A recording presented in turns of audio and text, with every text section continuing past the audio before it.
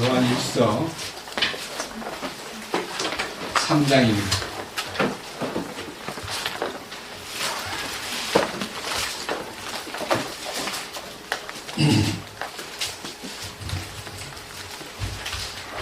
요한일서 3장, 오늘은 4절 말씀에서 6절까지 말씀을 읽겠습니다.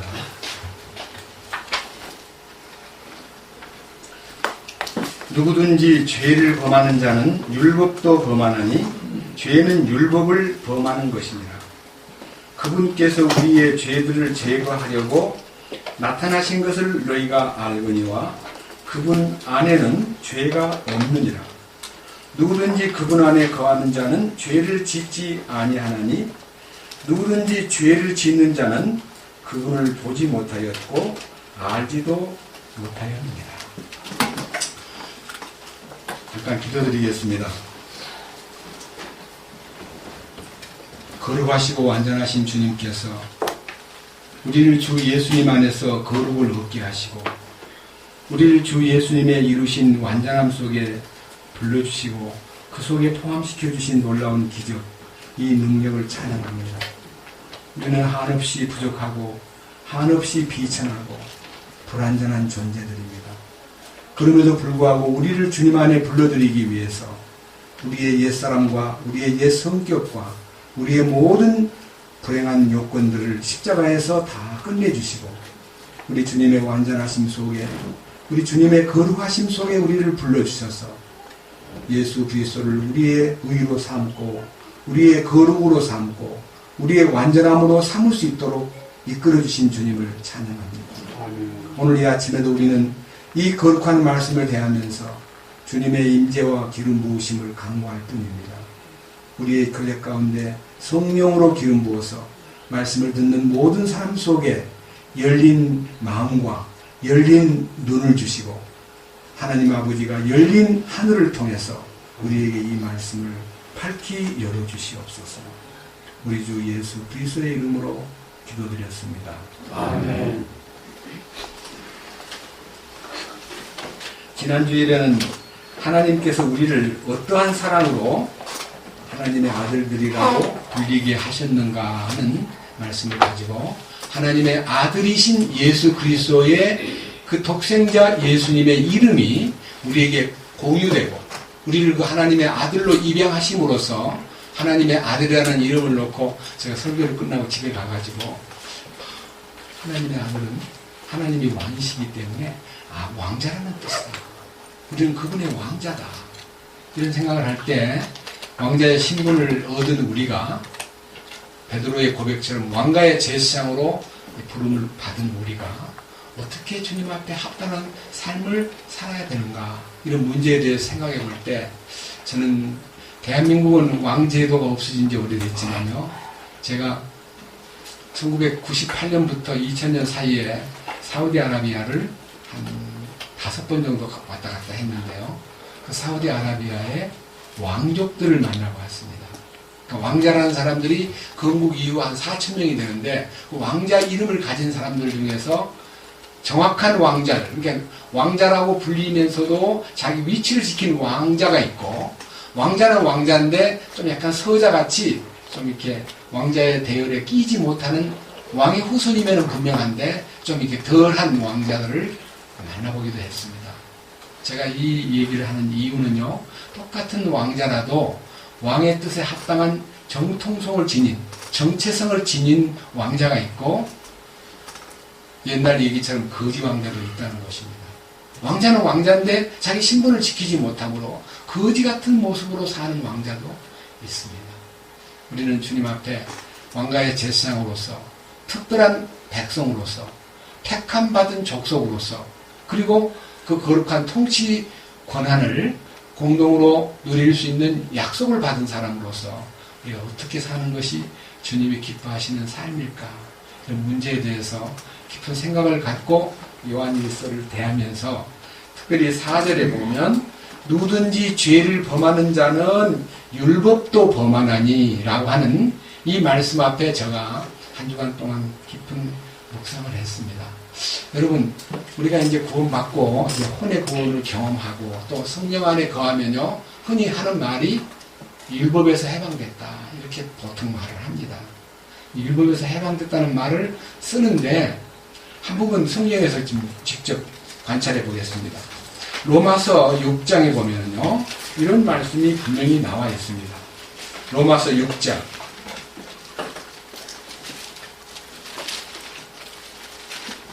14절.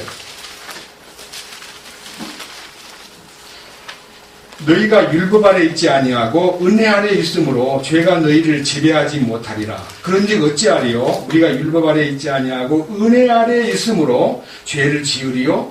결코 그럴 수 없느니라. 여기에 14절에 율법 아래 있지 아니하다는 말하고 15절에 율법 아래 있지 아니하고 은혜 아래 있으므로 라는 말이 있습니다. 율법 아래 있지 아니하다. 여러분들이 지금 이제 율법에 대해서 오늘 조금 좀 깊이 성경을 한번 상고해 보겠습니다. 율법이란 무엇이냐? 첫째, 율법이 무엇이냐? 성경에 율법이라는 것이 굉장히 광범위합니다.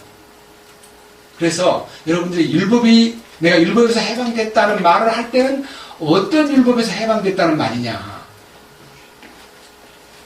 죄를 범하는 자는 율법을 범한다는 그 율법은 도대체 무슨 율법이냐? 하는 데 대해서 여러분이 정말 밝히 성경적으로 이렇게 분별되기를 원합니다. 다시 말하면 말씀으로 이렇게 쪼개져 있다는 것입니다. 예. 요한복음 8장에서 첫 번째 율법을 보겠습니다. 요한복음 8장.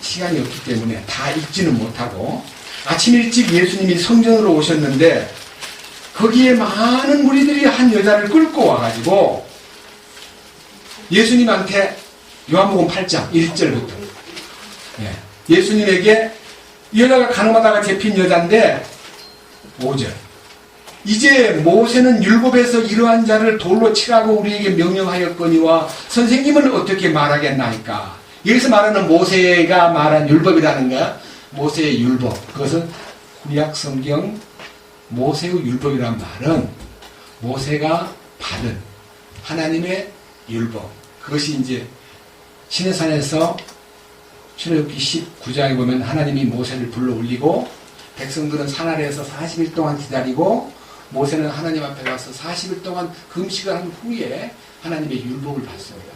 그 율법이 뭐냐? 받은 것은 돌판 2개입니다. 10계명 돌판 2개를 받았습니다. 그것이 출애굽기 20장입니다. 그런데 출애굽기 20장부터 40장까지 쭉 보면 그 율법에 3가지 법이 있습니다. 하나는 20장에 나오는 기본 법률 10가지 계명, 10계명. 또 하나는 하나님이 10계명을 범한 사람과 생활 가운데 죄가 있는 사람은 어떻게 해야 되느냐 하는 제사법, 다시 말하면 의식, 예배에 대한 법, 죄를 씻고 죄를 해결하는 제사법. 그러니까 율법의 본법, 그 다음에 기본법 다음에는 제사의 법, 그 다음에 마지막에는 도덕과 윤리를 말하는 생활의 법. 이럴 때는 이렇게 하고, 어려움을 당하면 이렇게 하고, 병이 들면 이렇게 하고, 이웃에게 무슨 물건 거래를 하면 이렇게 하고, 도둑 맞으면 이렇게 하고, 간음하면 이렇게 하고, 생활 가운데 말 안 듣는 자식은 이렇게 하고 해서 생활의 법도가 있는데 그 법을 도덕과 윤리, 사회법이라고 말합니다. 이 사회의 법은요, 성문헌법의 기초입니다. 세상의 모든 법을 만들 때 성경을 펴놓고 법을 전개했다는 거 아닙니까? 영국의 헌법이 아무리 유명해도 성경에서 기본을 다 받았기 때문에 모든 헌법은 성경에서 나왔다. 그럽니다.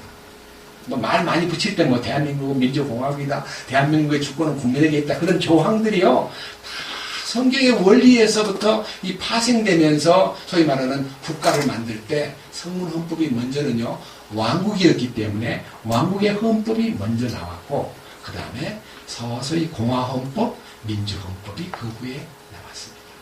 자, 그런데 제가 여러분에게 말씀드리고 싶은 겁니다. 첫째, 율법은 모세의 율법이 있다. 모세의 율법이라는 말은 이스라엘 사람들은 토라라 그래가지고 창세기, 출애굽기, 레위기, 민수기, 신명기, 이 모세 5경을 일컬어 모세의 율법이라고 포괄적으로 얘기합니다. 왜냐하면 모세가 계시를 받아서 시내산 광야에서 썼기 때문에 모세의 율법 그러면 창세기부터 신명기까지 모세 오경을 일컫고 그 중에 진수 가장 중심에 있는 모세 율법이라는 것은 출애굽기 20장부터 출애굽기 40장까지 모든 중요한 내용들을 일컫는데 그 내용을 일컬어 모세 율법이라고 구분시켰습니다. 그 다음에 누가복음 24장 보겠습니다. 조금 앞으로 넘겨가지고 한 7장쯤 넘기면 누가복음 24장이 나옵니다. 누가복음 24장 44절입니다. 부활하신 주님께서 이제 성경 얘기를 하는데 부활하신 주님 자신을 설명하기 위해서 44절에서 이렇게 말씀하셨습니다. 또 그분께서 그들에게 이르시되 내가 여전히 너희와 함께 있었을 때에 너희에게 말한 말들 곧 모세의 율법과 대언자들의 글과 시편에 나에 관하여 기록된 모든 것이 반드시 성취되어야 하리라 한 말들이 이것들이라. 그러니까 구약성경 전체를 보면요 3개로 구분됩니다. 구약성경은 모세의 모세의 글이란 말은 모세의 율법. 두 번째 대언자의 글, 대언자라는 것은 여호수아부터 말라기까지가 대언자입니다. 그리고 시편은 욥기, 시편, 잠언, 전도, 아가 요 5권이 시편에 속합니다. 그러니까 성경을 구분할 때는 율법서, 예언서, 선지자의 예언의 글, 그 다음에 시편 여기 3가지잖아요. 모세의 율법과 대언자들의 글과 시편에 나에 관하여 기록된 모든 것이 이루어져야 하리라는 말이 이것이다. 주님 자신의 부활을 가지고 구약의 말씀이 자기를 향해서 기록되었다. 모든 성경은 예수님에게 중심을 이루고 있고 요한복음 5장 38절에 모든 성경은 그리스도에 관하여 말씀하신 것이다. 그런데 그 중에 한 부분이 모세의 율법입니다. 그러니까 율법에서 해방됐다는 말을 하려면요 굉장히 깊은 뜻이 있기 때문에 함부로 율법에서 해방됐다는 말이 무엇이냐 생각을 해봐야 돼요. 그래서 오늘 율법이라는 것은 첫째 모세 오경을 율법이라고 부르고 그 중에 가장 진액이 출애굽기 20장에 있는 십계명과 그 후에 제사의 법률과 그 다음에 생활의 법률이 3가지로 다 묶어져 있는데 그 중에 우리 주님이 그 모세 율법을 업그레이드 시킨 내용이 마태복음 5장, 6장, 7장입니다. 자, 마태복음 5장 21절에 기록된 말씀 한번 생각해 보십시오. 옛사람에게 말하기를 하는 말은요 율법에 말하기를 살인하지 말라. 6계명 살인하지 말라 하는 말을 너희가 들었지? 그렇지만 나는 너희에게 말한다. 살인하지 않았다 할지라도 형제를 미워하고 형제를 보고 욕하고 형제를 업신여기고 나가라 바보라고 부르고 형제를 깔보면 그것은 바로 지옥불의 위험에 들어간다. 너희들 가늠하지 말란 말 들었지? 요한복음 마태복음 5장 27절에 너 가늠하지 말란 말 들었지? 나는 너에게 말한다. 여자를 보고 음욕을 품어도 가늠이야.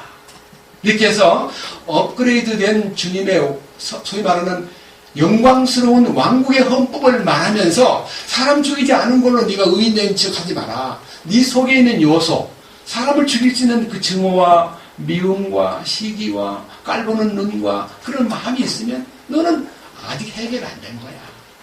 왕국의 자녀가 되려면 속의 중심이 해결돼야 돼. 그러니까 겉으로 해결된 것만으로는 부족하고 내적인 변화가 있어야 된다 하는 것이 율법과 업그레이드된 주님의 왕국의 헌법과의 차이가 있는데 이 차이점을 야고보 대언자께서 이 땅에서 율법과 이 왕국의 법률과 이 완전한 법률이 어떤 차이가 있는가를 말씀에 확실히 집약시켰기 때문에 이 부분을 좀 짚어보고 넘어가겠습니다. 야고보서 1장을 보겠습니다. 야고보서 1장. 히브리서 다음에 야고보서입니다.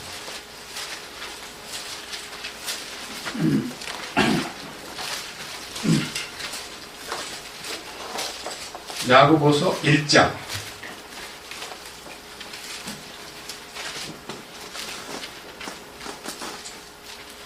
8절입니다. 2장 8절 죄송합니다. 1장이 아니고 2장 8절.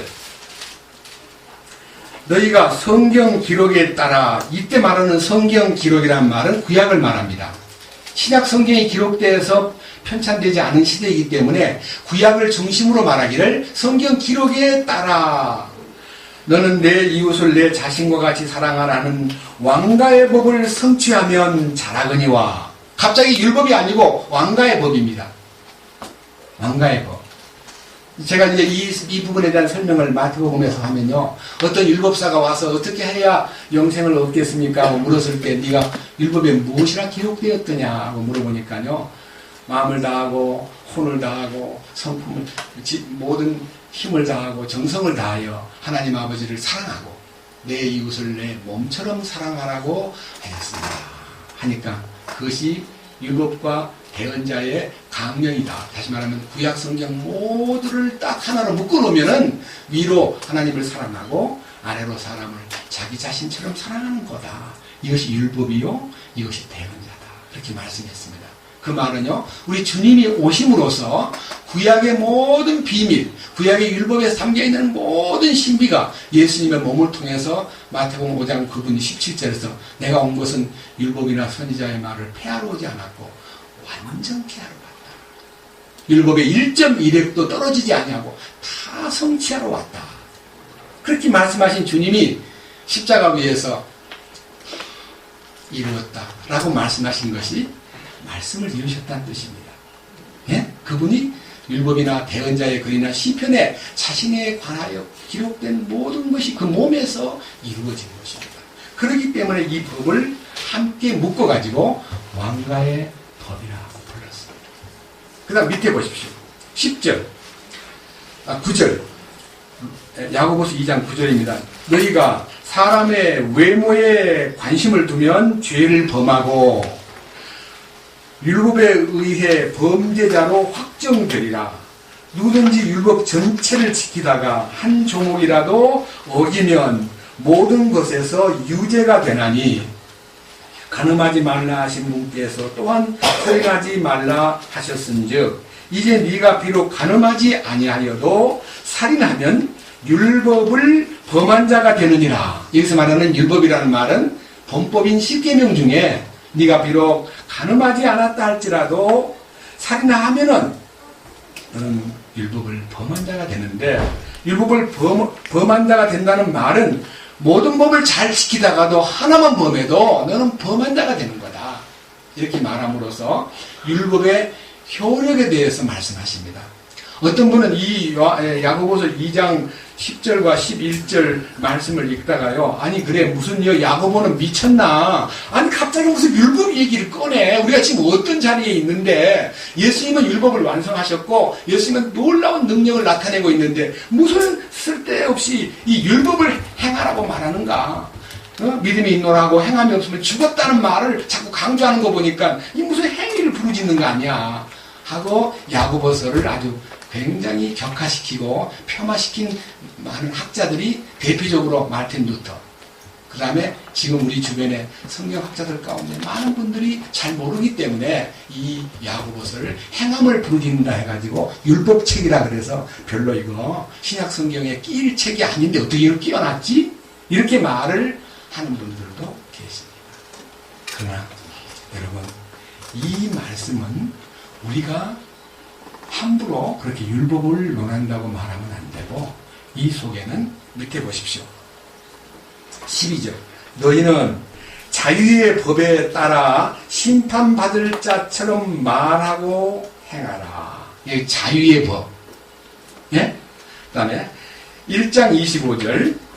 누구든지 자유롭게 하는 완전한 법을 들여다보며 그 안에 거하는 자는 듣고 잊어버리는 자가 아니요 그 일을 행하는 자니 이 사람은 자기가 행하는 일에서 복을 받으리라. 여기에 자유롭게 하는 완전한 법이라고 말함으로써 하나님이 우리에게 나타내시는 구약의 율법이나 대언자들의 글이나 시편에 관련된 많은 하나님의 요청이 예수님의 몸에서 이루어졌기 때문에 그 몸 안에만 들어가면 완전하게 되고 자유롭게 되고 왕가에 속한 자가 된다. 그런 뜻입니다. 우리가 율법 안에 매여 있다는 말에 대해서 많은 분들이 지금 이 세상에 가장 율법의 메인 민족이 유대 민족입니다. 유대 민족은 지금도 모세 오경과 그 생활의 법도와 그들의 모든 의식의 법에 매여 가지고 예수님이 오신 지 2000년이 되었는데도 불구하고 그들은 피의 제사를 드리고 싶어 가지고 막 안달을 하고 있습니다. 우리가 제물을 바쳐야 되는데 우리가 그 희생 제사와 속죄 제사와 거기 많은 의식을 따라서 살아야 되는데 해서 유대교의 전통이 아직도 예수 그리스도를 모르기 때문에 제사를 계속 이어가려고 하기 때문에 히브리서가 필요한 것입니다. 히브리서 잠깐 보겠습니다. 앞으로 2장만 넘기면 히브리서입니다. 히브리서의 중요한 부분을 먼저 읽어보겠습니다. 히브리서 7장입니다. 히브리서 7장.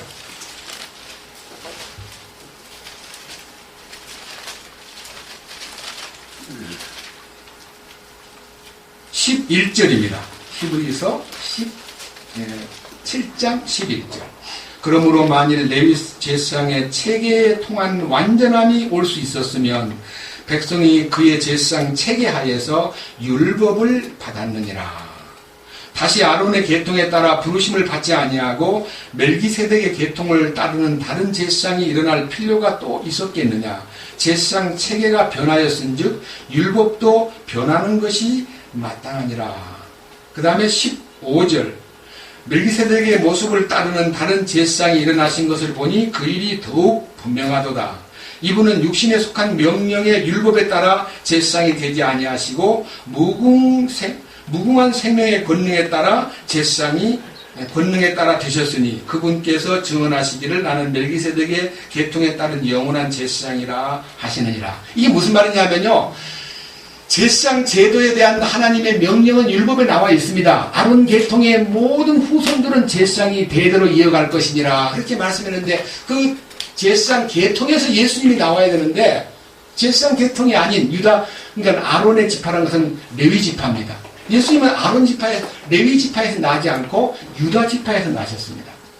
왜 별다른 지파에서 나셨냐? 그것은 바로 멜기세덱의 계통을 따라 나신다는 약속이 창세기에 나와 있기 때문에 주님은 그 계통이 아닌 다른 계통으로 제사장 직분을 갖고 이 땅에 오신 분이다. 그렇기 때문에 유대인들은 머리가 아픈 거예요.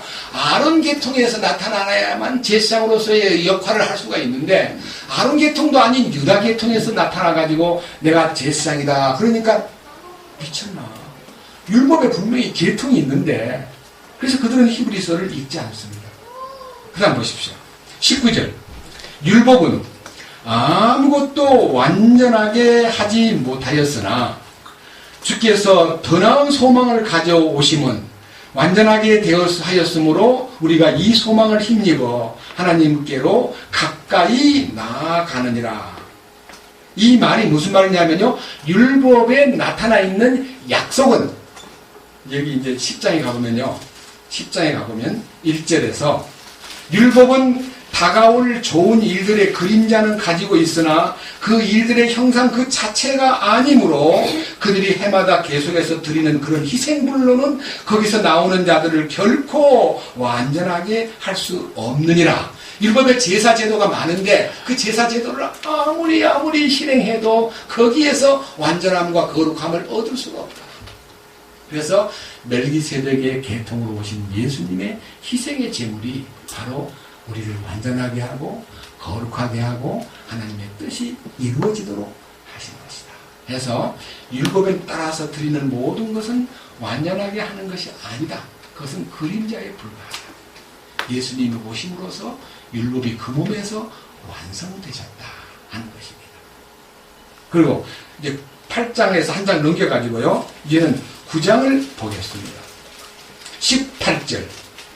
그러므로 첫 상속 언약도 피 없이 봉헌되지 아니하였나니 모세가 율법에 따라 온 백성에게 모든 훈계를 말한 뒤에 송아지와 염소의 피를 흘려 주홍색 양털과 우슬초와 함께 취하여 그 책과 온 백성에게 뿌리며 이르되 이것은 하나님께서 너희에게 명하신 상속 언약의 피라 하였고 또한 성막과 성기는 일에 쓰는 모든 그릇에 피를 뿌렸느니라. 율법에 따라 거의 모든 것이 피로서 깨끗하게 되었나니 피 흘림이 없은즉 사면이 없느니라. 그러니까 피를 통해서 모든 것을 용서한다는 많은 제사 제도를 율법에서 명하지 않았느냐. 그런데 예수님이 이 땅에 오셔가지고 율법을 따라 드리는 것이 아닌, 자, 10장 8절 위에서 그분께서 이르시기를 희생물과 헌물과 번제 헌물과 죄로 인한 헌물은 주께서 원치도 아니하시고 기뻐하지도 아니하시나이다 하셨는데 그것들은 다 율법을 따라 드리는 것이기 때문이라. 그 뒤에 이르시기를 그분께서 오 하나님이여 보시옵소서 내가 주의 뜻을 행하러 오나이다 하셨으니 그분께서 첫째 것을 제거하심은 둘째 것을 세우려 하심이라. 바로 이 뜻으로 말미암아 예수 그리스도의 몸이 단 한 번 드려지심으로 영원히 드려짐을 통해 우리가 거룩히 구별되었노라. 그러니까 예수님의 피 흘림이 딱 끝나고 난 다음에 성전이 없어져 버렸습니다. 지금까지 성전이 없어요. 예수님 허락하지 않는 거예요. 근데 그들은 몸부림을 치고 성전을 지어야 되는데 성전을 짓는 것이 우리의 소원이야 하고 울부짖고 있다가요 적그리스도가 나중에 성전 지을 기회를 줍니다. 그게 이제 세상 마지막 때 우리가 없을 때 7년 대환란 기간 동안 성전이 지어집니다. 그 유대 민족의 비참한 운명, 예수 그리스도를 거부한 마지막 절정에서 적그리스도와 연합이 돼가지고 성전을 지었다가 나중에 성전 준공을 다 하고 나니까 적그리스도가 나타나가지고 내가 하나님이다 하고 부르짖음으로써 그의 준공식 석상에서의 그 거짓됨이 드러나는 순간 그 민족들이 다 뒤집어져 버립니다. 신망과 문제가 생김으로써 나중에 이제 그것이 세계의 마지막 아마겟돈 전쟁을 불러와가지고 그것을 지구의 3분의 2 가까운 인구가 죽습니다. 근데 그게 이제 성전이 없어진 이유예요. 주님이 끝내버린 거예요. 십자가에서 다 이루신 후부터 성전 제도를 끝내버린 거예요. 그걸 보고도 유대인들은 모르고 있고 그들은 그 율법에서 해방됐다는 것이 뭐냐면 그 제사 제도나 그 율법의 모든 규례들이 우리에게 효력을 발생할 수 있는 유효기간이 끝났다는 것입니다. 그런데 성경에 율법이 그것만으로만 다냐 하는 것입니다. 또 하나 보십시다. 시편 1편을 보겠습니다. 시편 1편.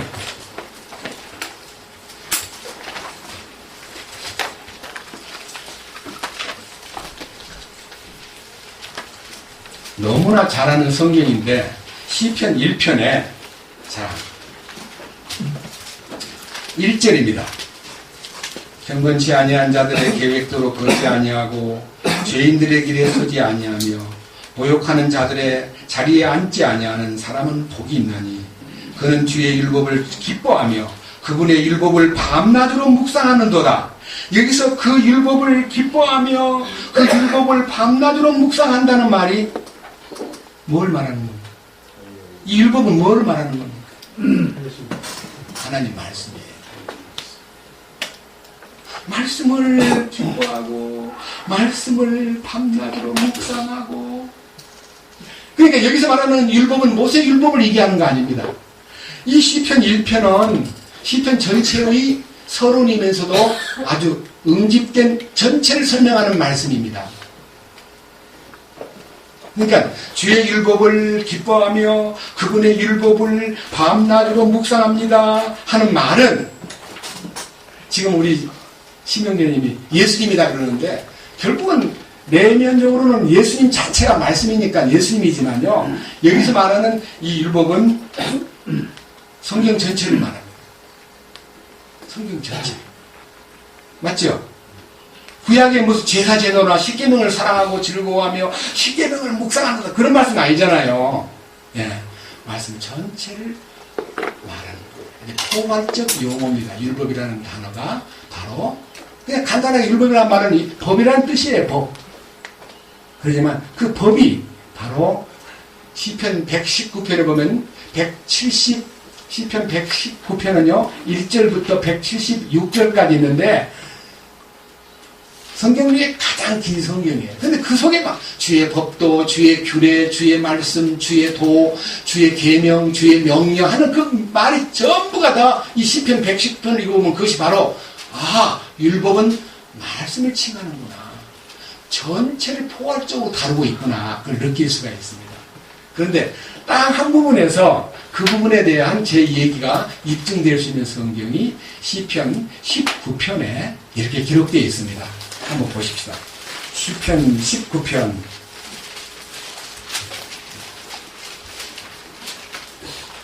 1절부터는 우주를 논하고 2절부터는 지구의 밤과 낮을 논하고 그 다음에 3절 4절에는 많은 태양계의 움직임을 논하면서 와 놀라운 하나님 당신은 이 우주를 운행하십니다. 당신의 위대함은 우주에 넘치게 흐르고 있습니다. 그렇게 말해놓고 7절에 가서 뭐라 그랬습니까? 주의 율법은 완전하여 혼을 어떻게 한다고요? 회심시키고 주의 증언은 확실하여 단순한 자를 지혜롭게 하며 주의 법규들은 정당하여 마음을 기쁘게 하고 주의 명령은 순수하여 눈을 밝게 합니다.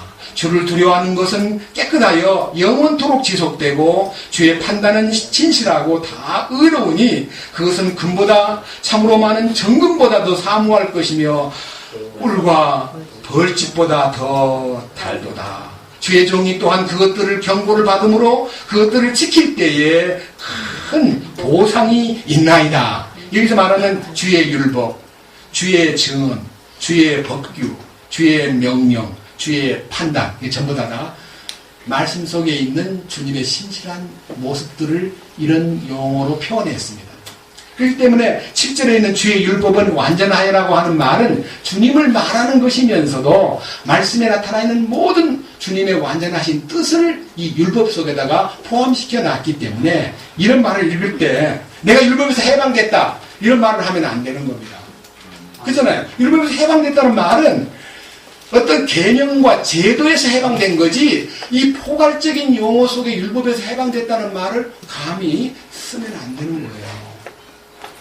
그래서 이 율법이 지니고 있는 큰 내용들이 아까 말한 왕가의 법, 자유하게 하는 완전한 법, 자유의 법 여기에 보면은요 주의 율법은 완전하여 우리의 혼을 회심시키고 우리의 혼을 변화시킵니다.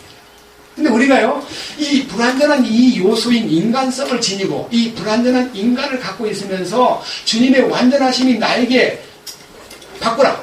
너를 바꾸자. 너 다 치우고 너가 하려는 노력과 너의 그 안타까운 심정 난 알겠다. 그렇지만 넌 너 힘으로 안 되니까 너를 비켜라. 내가 다 해줄게 하고 너를 비키기만 하면 너를 비우기만 하면 내가 들어와서 너 속에서 완전함을 이루고 거룩함을 보여줄게 라고 말해도 그건 머리로만 받아들이고 사람이 불완전한데 어떻게 죄를 안 지을 수 있습니까? 이렇게 말한다면 아직도 그런 주님을 마음에 모시지 못했다는 증거입니다. 절대 그런 변명이 필요하지 않습니다. 우리 최영계님이 처음에 저를 만나가지고 여러 차례 형제님 육신인데 어떻게 죄를 안 짓고 살 수가 있나요? 제가 그걸 설명을 못하겠네요 그랬더니 솔직히 중심에서는 저한테 물어보고 싶어요. 서영계님은 죄를 안 짓어? 이거 물어보고 싶었을 거예요. 그래요. 제가 죄를 개인적으로 안 짓는단 말 아닙니다. 죄를 지을 수밖에 없고 나 혼자 있으면 넘어져 버립니다. 그러나 주님이 성령으로 당신의 완전하신 말씀을 갖고 내 안에 오셔가지고 내 불완전한 요소를 완전히 제한시키고 통제하고 그 다음에 이 땅에 있는 동안에 우리는 한숨도 있고 탄식도 있고 우리는 아픔도 있고 눈물도 있고 예수 나는 완전하게 눈물 안 흘린다? 눈물은요 불완전한 요소입니다. 하나님은 눈물 흘리는 분이 아닙니다. 우리 인간은 불완전하기 때문에 눈물을 흘립니다. 어떤 때는 슬퍼서 눈물만 흘리는 거 아니에요. 고맙고 감사해도 눈물을 흘립니다. 이것이 인간입니다. 그런데 내가 눈물 흘리며 찬송을 불러도 주님이 나를 받아주시니까 고맙습니다. 그것이지 나는 눈물 절대로 안 흘립니다. 나는 병 안 걸립니다. 나는 안 아픕니다. 나는 완전합니다. 그럼 그건 거짓말이에요. 예, 주님이 우리를 보존하시고 지키신다는 것에 대한 믿음이지 내가 내 의지로나 내 결심으로나 내 믿음으로 나를 지키는 거 아닙니다. 그래서 이 율법에 대한 얘기를요 제가 기도 속에서 맞다. 이 율법에 관한 문제가요, 자 한번 물어봅시다. 로마서 3장 안에 있는 율법과 로마서 6장 안의 율법과 로마서 7장 안의 율법과 로마서 8장 안의 율법은 다릅니다. 맞습니다. 아멘. 근데 그 중에서 제가 지금 대부분 다 같이 좀 얘기할 시간을 많게 하기 위해서 성경을 좀 짧게 얘기해야겠다 싶지만 제 마음의 기분입니다. 우리 얘기 좀 많이 나누고 싶어요. 근데 제가 하다 보니까 제가 실력이 부족하니까 자꾸 말이 길어지는 거예요. 실력 있는 사람 말을 짧고 간략하게 이렇게 내미는데 제가 너무 실력이 없으니까 자꾸 말을 많이 해요. 그래서 여러분 저를 위해서 기도해 주세요. 실력이 좀 더 말씀에 충분한 사람이 되도록, 표현이 더 간결하도록 기도해 주시기 바랍니다. 다만 로마서 우리 3장을 잠깐 보겠습니다. 로마서 3장.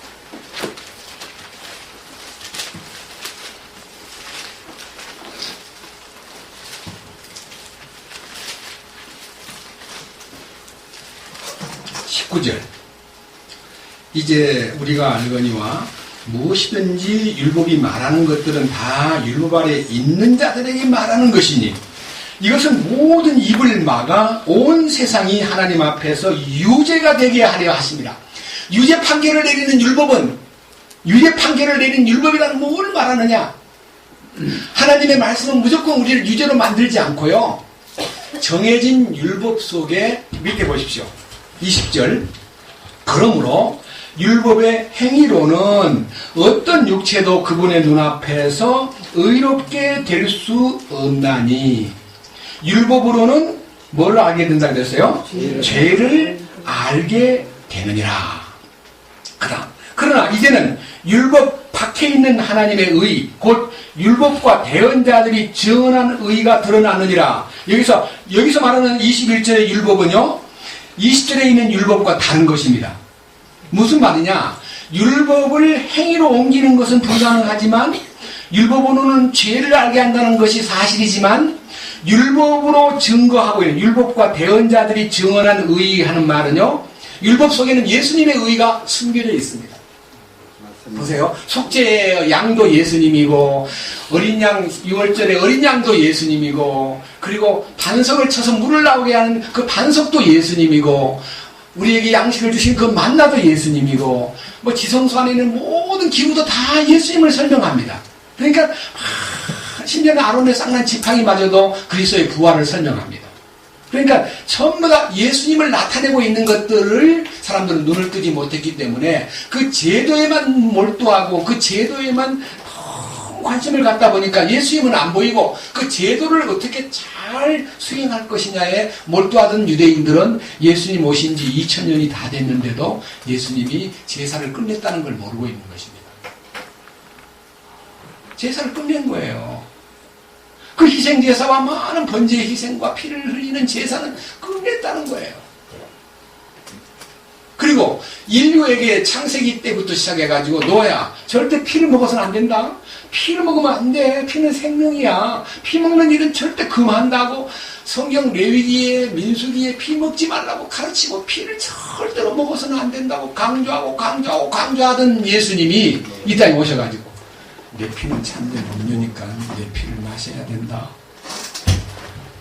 예수님 피를 알게 해주기 위해서 왜 그 좋은 피를 못 먹게 하지? 아니 저거 먹으면 참 건강에 좋다던데, 저거 먹으면 정말 정력이 좋다던데, 저거 먹으면 병이 낫는다든지 하고 피에 대한 궁금증이 왜 먹지 말라고 했지? 조그만 귀를 기울였다가 우리를 영원한 생명으로 우리의 혼을 속죄하고 우리의 이 인간의 모든 문제를 풀어주는 예수의 피를 주시기 위해서 그 지저분한 동물의 피는 먹지 말라고 하셨구나. 참 멋진 분이셨구나. 이래야 될 텐데, 왜 피를 못 먹게 뭐고? 해서, 심지어는 막 코브라 피, 막 동남아시아 가서 막 뱀을 잡아가지고 뱀 탁 잘라서 그 피를 막 쭉쭉쭉쭉 빨아먹고. 뭐가 좋대요? 너무너무 불행한 피 먹는 걸 그리 좋아하면서 예수의 피에 대해서는 관심을 갖지 않는다는 것이 이 인류의 비참한 모습들이라는 것입니다. 그래서 지금 말하고 있는 이 로마서 이 3장에 있는 율법이라는 말은 인간을 정죄하는 율법입니다. 인간을 정죄하는 율법이 어디 있습니까? 모세 오경 속에 있잖아요. 그 중에 특별히 출애굽기, 레위기, 민수기, 신명기 이 4권 속에요. 인간이 갖고 있는 모든 부당한 행동과 작은, 심지어는 부모 말을 안 듣는 못되는 아이를요, 가만 놔두지 말고 장로들에게 데리고 와가지고 이 아이는 폐를 납니다. 이 아이는 술 먹고 아주 부모를 망신시키는 아입니다. 이거 아이를 어떻게 할까요? 그러면 돌로 때려 죽이라는 거예요. 그 법을 보고는요, 아니 세상에 불효자를 돌로 때려 죽이는 그런 부모가 어딨냐. 예, 그렇습니다. 그 불효라는 것이 하나님께 얼마나 악한 것인가를 보여주기 위해서 말한 것이지, 사람 중에 불효자를 죽이라 그러면 구원받을 사람 아무도 없잖아요. 다 죽어 마땅한 죄인이잖아요. 또 너희 친구나 형제 가운데 다른 신을, 신명기 13장에 보면 다른 신을 섬기자고 꼬드기거든. 그 사람을, 증거를 2사람 세워가지고 그걸 죽이라 그랬어요. 점쟁이 죽이고, 무당도 죽이고, 신군 내린 사람도 죽이고, 그랬죠? 다 죽이라는 거예요. 가늠한 사람도 무조건 죽이고. 그게요, 죽이라는 말이 실행을 통해서 죽이라는 그 명령이 하나님의 공의를 설명하는 것이지, 하나님은 살인자라고 막 부르는 사람이 구약을 보니까 하나님 참 무서운 하나님이야. 그래서 심지어는 이런 분들 계십니다. 예수님이 하신 일과 관계돼가지고 율법에서 해방됐다는 말을 하려면은 그것이 참으로 감정이 될 수가 있지만요, 구약 성경을 이제는 읽을 필요가 없다. 다 이루어졌으니까 신약만 봐도 됩니다. 그리고 심지어 독서를 하다가요, 구약의 하나님이 너무 무섭고 징그러워요. 살인자 막 한꺼번에 막 18몇 명을 막 죽여버리고, 이스라엘 사람을 살리기 위해서 에집트 사람을 몽땅 죽여버리고, 이스라엘 민족이 말 안 듣는다고 광야에서 60만을 다 죽여버리고, 아유 무서워. 그러니까 난 구약은 안 보고 싶어. 구약만 보면 속이 상하고 하나님에 대해서 반발이 생긴단 말이야. 난 신약만 보고 싶어요. 그런 사람들이 있습니다. 이 하나님의 말씀 속에 담겨있는 진정한 뜻을 제대로 분별을 못하기 때문에 오는 커다란 폐해입니다.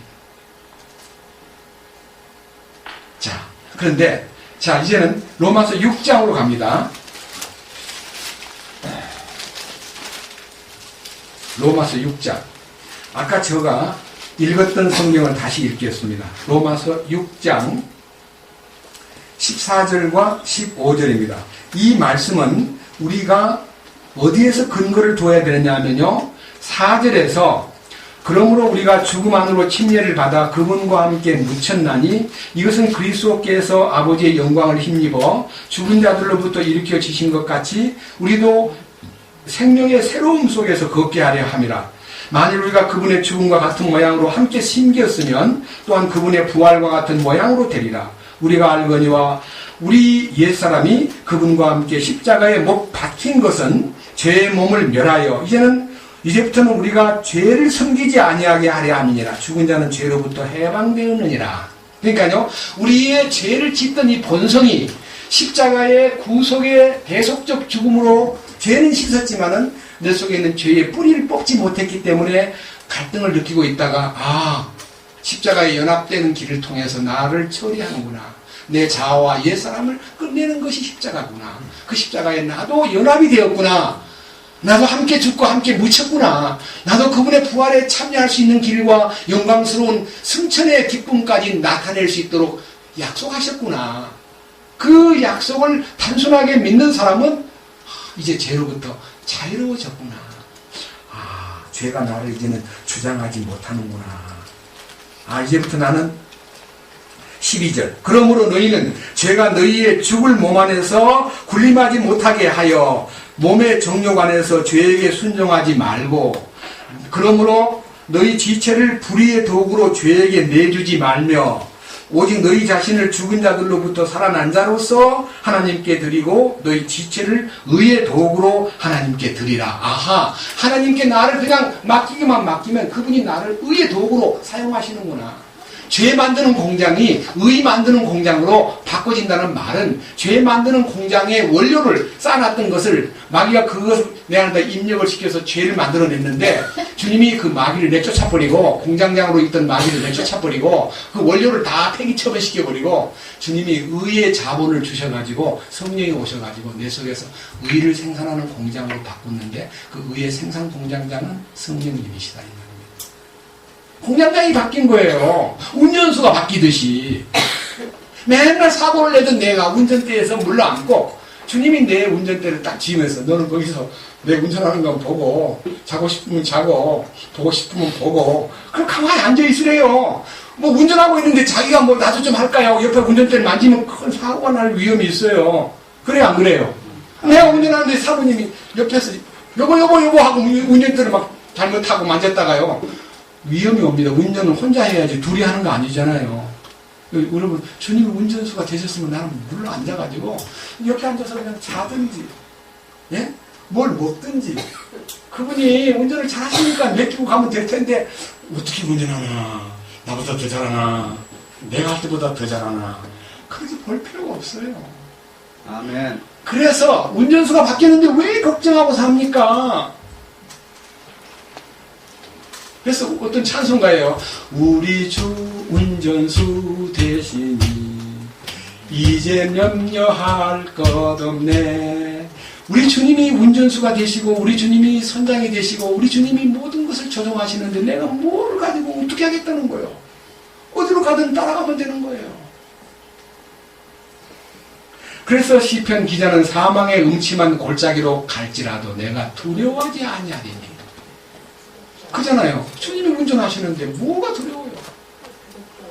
그래서 거기서부터 14절 거기에서 너희가 이루 말에 있지 아니하고 은혜 아래 있으므로 너희가 죄가 너희를 지배하지 못하리라 그랬습니다. 자, 이 말은요 이제 원칙의 원칙 죄로부터 완전히 이제 벗어났다는 원칙이 딱 결정되었는데 이제는 할 일이 뭐냐면요 자신을 이제는 어떻게 내주느냐에 따라서 이건 나의 자유의지와 관계가 있습니다. 자세히 들어보세요. 자, 15절 그런즉 어찌하리요 우리가 율법 아래 있지 아니하고 은혜 아래 있으므로 죄를 지어도 괜찮으냐? 결코 그럴 수 없느니라. 원칙이에요 원칙. 너 죄를 지으면 안 돼. 죄를 지을 수가 없단 말이야 하고 원칙을 세워줬는데 그 다음에 16절 너희 자신을 누구에게 종으로 내주어 순종하게 하면 너희가 순종하는 그 사람의 종이 되는 줄 너희가 알지 못하느냐? 혹은 죄의 종으로 사망에 이르고 혹은 순종의 종으로 의에 이르느니라. 네가 어디로 갈 거냐? 네가 어디다가 너를 내줄 거냐? 자, 상황이 왔습니다. 어떤 상황이 죄를 지을 수밖에 없는 상황이 왔습니다. 공격을 당합니다. 문제가 생겼습니다. 부도가 났습니다.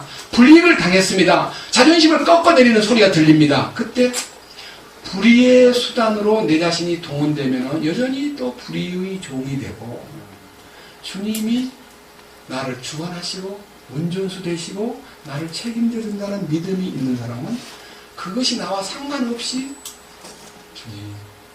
주님께서 알아서 하셔요.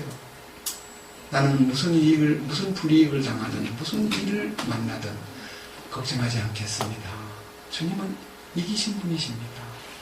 주님에게 얼만큼 의존하고 위임하느냐가 결정이 되는데 문제는 12절 그러나 하나님께 감사하리로다 너희가 죄의 종이었으나 너희에게 전달된 교리를 그 틀의 마음으로부터 순종하고 교리의 그 틀이라는 게 있습니다. 예, 교리의 그 틀. 이 틀이라는 것이요 우리의 생활의 범주, 우리의 생활의 한계, 우리의 생활의 통제권을 얘기합니다. 주님이 우리를 이제는 주님 안에서 살라고 딱 그 틀을 정해놨는데 그 안에서만 머물러 그를 의지하고 그에게 참으로 경배하고 주님 이름을 부르면서 주님께 참으로 맡기면은 그 그것이 순종의 종으로서 너무나 놀랍게 18절에 약속된 대로 죄로부터 해방된 것만 아니라 의의 종으로서 삶을 살아낼 수 있는 길이 열렸느니라 그랬습니다. 그런데요 10절 그런데 너희 육신이 연약함으로 내가 사람의 관례대로 말하노니 전에 너희가 너희 지체를 부정함과 불법에게 종으로 내주어 불법에 이른 것 같이 이제는 너희 지체를 의에게 종으로 내주어 거룩함에 이르라. 이 말을 하니까요 19절 육신이 연약하다고? 내가 죽었는데 뭐 연약한 게 어딨어. 끝났는데 참 이상하다.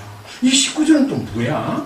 나는 연약한 거? 난 연약한 거 없어져 버렸잖아. 난 이제 완전하게 됐잖아. 뭐가 연약하다는 거야? 자, 분명히 십자가를 알았다 그러는데 자꾸만 연약한 것이 나타나요. 십자가의 도를 깨닫고 막 갈라디아 2장 10절 이제는 내가 십자가에 못 박혔으니 내가 사는 것이 아니고 내 안에 그리스도가 사신 것이라. 주님. 그리고 이제 감사하고 집에 갔는데 집안에 막 약간 난리가 났어요. 그러면 거기서 평정이 유지가 돼야 되는데 거기서 신경질이 막 나가지고 이상하게 막 머리가 돈 사람 같이 되니까 사탄이 뒤에서 야 뭐 죽기는 뭐가 죽어 너 뭐 죽어 그러니까 가서는 교회에서는 죽고 집에서는 살고 그래 잘한다 그래라 좋아 아주 멋지다 이중인격 참 괜찮다 오늘 좋다 그러니까 이제 올 사색이 돼가지고 다음 주날 교회 갈 때는 그렇게 좋아하던 얼굴이 죽은 얼굴로 와서 소영이는 맨날 변화된 얘기만 하고 나는 안 되던데 참 답답하네. 이게 왜 이러지? 자기 속에 이루어지지 않는 것 때문에 몸부림을 하다가 자꾸만 줄라 들어봐야 자꾸만 그 얘기가 그 얘기고 모르겠다. 나 안 나가도 안 나가. 그래서 사실은요 포기라는 것이 사탄의 꼬임인데도 불구하고 많이 중간에 포기한 사람들이 그래 나타나는 겁니다. 그래서 로마서 7장이 있는 거예요. 6장이라는 원론적인 약속은 결정되었지만은 내가 모순덩어리고 연약한 것이 나타나기 때문에 네가 또 한 번 네 자신을 주님 앞에 눈을 떠야 된다. 이 또 한 번이라는 말이요. 우리가 연약한 것을 이 십자가에 들어갔다고 해도 연약한 것을 인정해야 됩니다. 왜? 나는 아니니까. 끝까지 내가 아니라는 것을 인정하고 살아야 이게 주님의 도우심이 올 텐데 내가 이제 십자가에 죽었으니까 잘할 거야. 내가 이제는 죄 안 지을 거야. 성질도 안 날 거야. 내가 이제는 나쁜 말 안 할 거야. 라고 자기를 믿어버리는 겁니다. 그냥 펑펑 넘어지는 거예요. 그래서 이런 말 합니다. 이상하다. 원하는 바 선은 행하지 않고 왜 원치 않은 바 악은 행하지? 이건 뭐야? 이게 뭐 속에 또 뭐가 있는 거 아니야? 난 죽었는데 죄로부터 해방됐는데 죄가 나를 지배하지 못한다 그랬는데 뭐 이게 뭐야? 그래서 거기에서 심한 갈등을 느끼는 것이 로마서 7장 안에 나타나 있습니다. 불행하게도요 아주 유명한 성경학자인 위트니스 리는 로마서 7장을 이렇게 말했습니다. 사도 바울이 구원받기 전에 느끼던 갈등이야. 이걸 로마서 3장에다 갖다 놔버린 겁니다. 아유 세상. 왜? 자기 속에 그런 고뇌의 순간들이 없었기 때문에 그의 요한일서나 죄에 대한 얘기를 쓴 거 보면요. 십자가에 죽어도 습관적인 죄는 안 지어도 간간히 죄를 짓는 것은 어쩔 수 없는 인간이다. 이렇게 말해놨습니다. 여러분 간간히 죄를 지어도 된다는 성경이 어디 있습니까? 이게 정말 중요한 얘기입니다. 자, 그래서 이거 시간이 없기 때문에 자 7장 4절부터 보겠습니다. 그러므로 형제들아 너희도 그리스도의 몸으로 말미암아 율법에 대하여 죽게 되었나니. 그러니까요 그리스도의 몸이라는 것이 나타나지 않으면 그리스도의 몸된 교회의 비전과 역사가 나타나지 않으면 이 죽음에 대한 얘기가 함께 기능을 발휘할 수가 없습니다. 지체 하나로서의 기능이 어떻게 자기를 유지할 수 있습니까?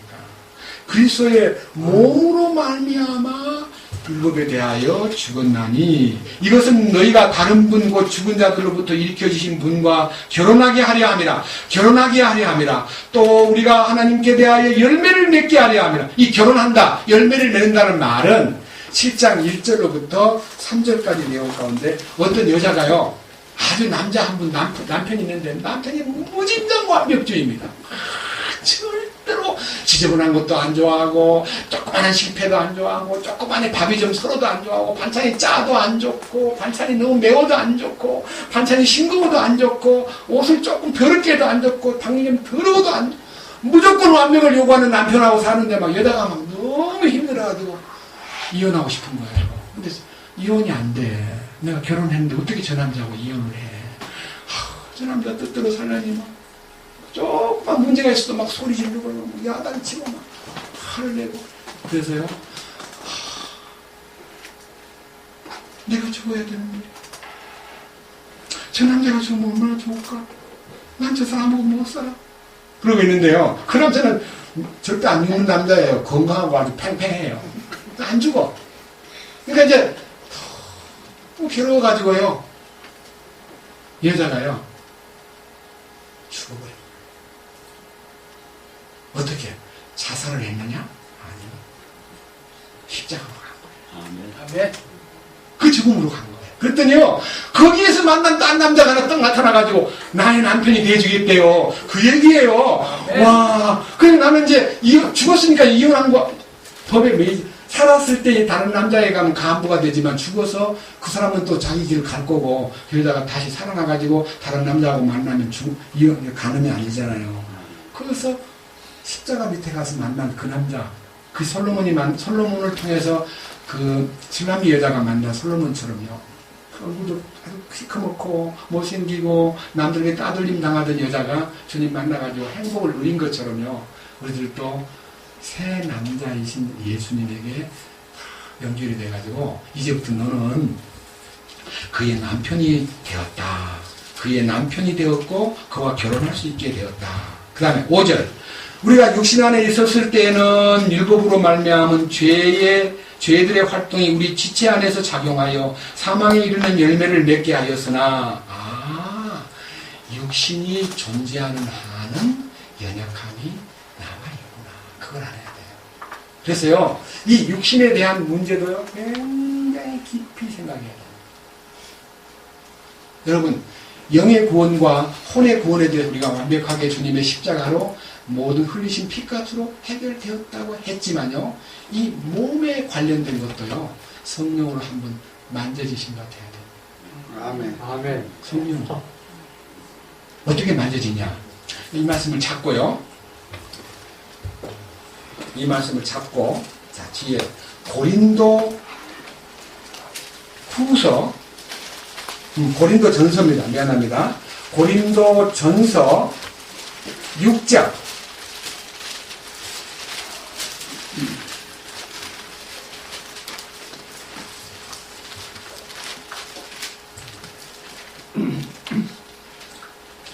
고린도전서 6장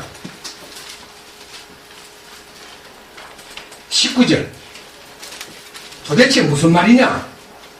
너희 몸이 너희가 하나님에게서 받은 바 너희 안에 계신 성령님의 전인 줄을 너희가 알지 못하느냐? 너희는 너희 자신의 것이 아니니라. 이제 내 몸도 내 것이 아니구나. 이 영악한 몸마저도 주님이 나의 몸 안에 성전을 삼겠다고 하시니까 이 몸이 20절 주께서 값을 치르고 너희를 사셨느니라. 값을 치르고 너희를 사셨느니라. 그런즉 하나님의 것인 너희 몸과 너희 영으로 하나님께 영광을 돌려라. 그렇기 때문에 이 몸도요 처신을 성전인 하나님의 소유로서의 합당한 처신을 해야 된다. 밑에 보십시오. 왜 이 말이 나왔느냐? 자, 이 말이 16절 도대체 무슨 말이냐? 창녀와 결합하는 자는 한 몸인 줄 너희가 알지 못하느냐? 그분께서 이르시되 둘이 한 육체가 되리라 하시느니라. 그러나 주와 합하는 자는 한 영이니라. 음행을 피하라. 사람이 행하는 모든 죄는 몸 밖에 있거니와 음행하는 자는 자기 몸에게 죄를 지느니라. 이 자기 몸에게 죄를 지는다는 것이 뭐냐면요 가장 몸을 더럽히는 행위가 음행이다. 사실은 영적 음행도 있지만요 정상적으로도요 정상적인 부부관계 이외에 다른 어떤 행위도요 다 간음인 것입니다. 그리고 우리가 우리 주변에요, 사람을 아주 이렇게 더럽게 만들라는 방법은요, 그 사람이 간음했대, 여자 문제가 복잡하대, 그러면 막 증오가 막 올라옵니다. 저도 제가 많은 사람들로부터 제가 비난당하는 얘기 가운데, 서원한 형제가 모임에서 나갈 때 여자 문제가 복잡했대, 그렇게 얘기해가지고 저한테 소식이 들어왔습니다. 정말 감사합니다. 나는 간음의 요소가 있지만 내가 간음한 자로 취급되는 것이 오히려 주님 앞에 영광이 된다면 받겠습니다. 변명하지 않았습니다. 왜 그러냐? 내가 간음 안 했다는 것을 내세우고 그걸 밝히려고 보면은 내 의를 증거하는 것이기 때문에, 그런 말을 들어도 여자 문제가 복잡하다, 어떤 여자하고 어디로 뭐 호텔을 갔다, 뭐 이런 이상한 얘기가 들리는데 제가 정말 감사합니다. 주님 아시니까 주님 받으시옵소서. 그러니까 지금 대부분 다 사람들을 페루나로 만들거나 파렴치범으로 만들려면 그런 과거 얘기를 약간 말을 덧붙여가지고 여자 문제가 복잡하고 돈 문제가 복잡하니까 떠났다는 말로 말함으로써 여기서 말하는 대로 몸 밖에 지은 죄가 아니라 몸 안에 죄를 짓는 거다. 그 죄를 지으면요, 다윗처럼 절실하게 주님 앞에 통회하고 엎드러지지 않으면 회복이 안 됩니다. 예를 들어요, 다윗은 한 여자 때문에 너무너무 하나님 앞에 지적을 받고 뒹굴다가 해결돼서 하나님에게 쓰임받는 큰 축복이 왔지만요, 솔로몬은 계속 경고를 받음에도 불구하고 천명의 여자를 걸으면서 결국은 망신살이 뻗쳐가지고 나중에는 정말이요, 너무너무 슬프게 끝난 모습이 보여요. 똑같은 인간인데 여자 문제로 인해서 한 사람은 해결됨으로써 저 앞에 변화가 되고, 한 사람은 해결보지 못하고 마지막 쓴 얘기가 헛되고 헛되며 헛되고 헛됨이 헛되더라는 말을 남김으로써 자기가 일찍 나이도 오래 가지 못한 채 죽었습니다. 여러분, 우리가 진정으로 알아야 될 것은요, 정말 주님 안에서 내가 하나님의 성전이라는 것에 대해서 눈을 뜨면요, 이 몸과 이 영과 혼을 제대로 다 분별되게 관리하고 주님이 영과 혼과 몸을 그리스도 예수의 날에 흠없이 보존되기를 원하노라 하신 말씀이 적용되는 것입니다. 아시겠습니까? 네, 그래서 우리가요, 이 몸의 관리에 대해서도 철저하게 해야 된다는 것입니다. 그런데 자, 로마서 이제 6장 7장 돌아갑니다.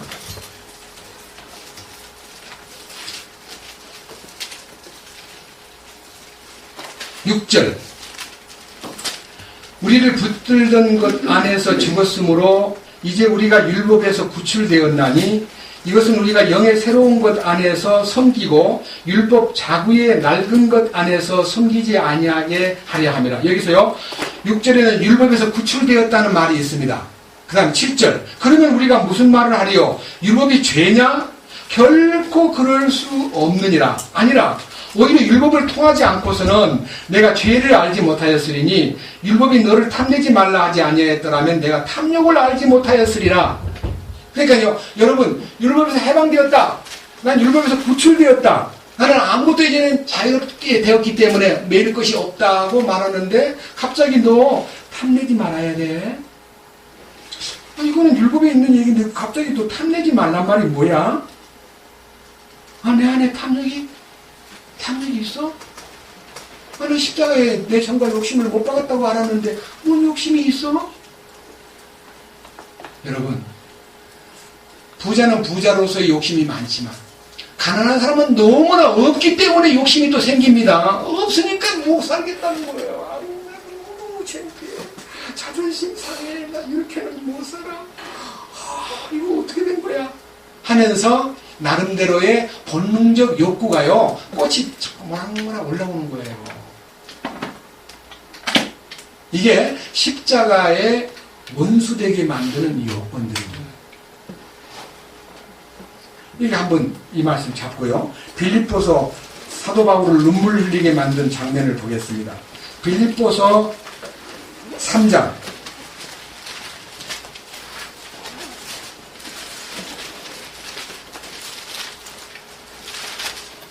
18절, 빌립보서 3장 18절.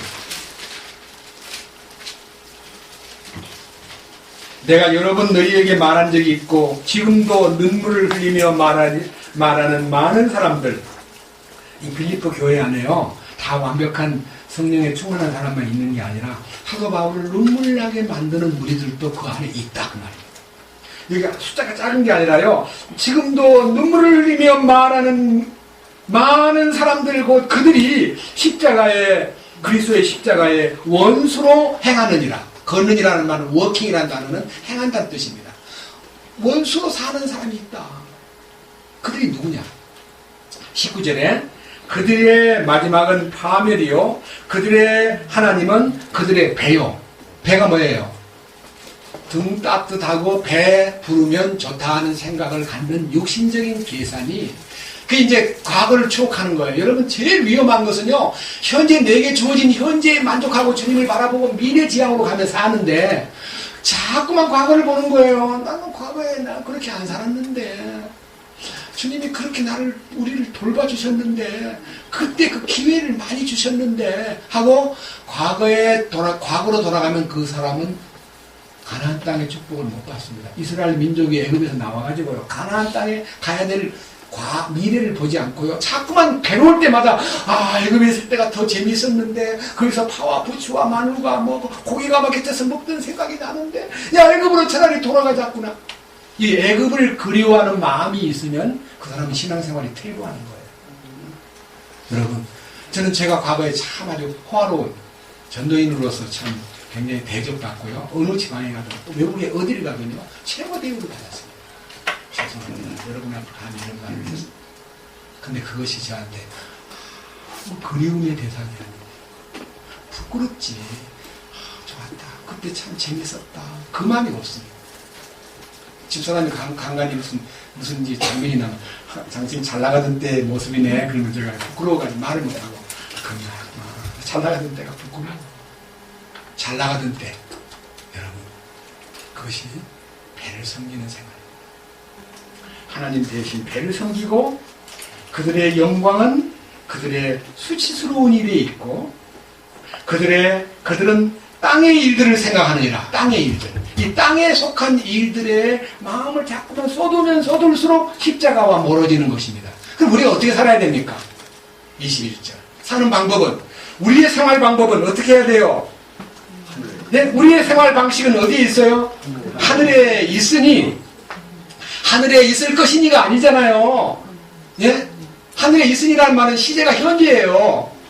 예? 그쵸? 예. 우리의 생활 방식이 하늘에 있으니라는 말은 성령의 그 하늘의 생활 방식이 우리에게 주어져 가지고, 비록 내가 땅에 발을 딛고 있고 육신이 있고 현실이 있고 배고픔도 있고 가난도 있고 인간관계가 있을지라도, 나는 하나님과 동행함으로써 하늘의 생활 방식을 따라 사는 생활이 내 안에서 유지가 돼야 된다, 그 말입니다. 예? 그럼 뭐라 그랬어요? 그러니까 우리는 그 생활 방식을 따라 살면서 그 하늘로부터 우리가 구원자 주 예수 그리스도를 기다리노니. 그러니까 이 말을요, 예수님이 내 안에 오셨는데 뭐 기다리기는 왜 기다려? 주님과 함께 사는데 뭘 기다려 하는, 내가 이 말씀을 읽어주니까 어떤 사람이, 뭘 기다려요? 당신 주님과 함께 있다는데 기다릴 필요가 뭐 있어요? 네. 이 나약한 육신 속의 현실에 내가 갇혀있는 삶 때문에 주님 여기서 해방받기 원합니다. 완전히 이 썩을 장막에서 벗어나고 싶습니다.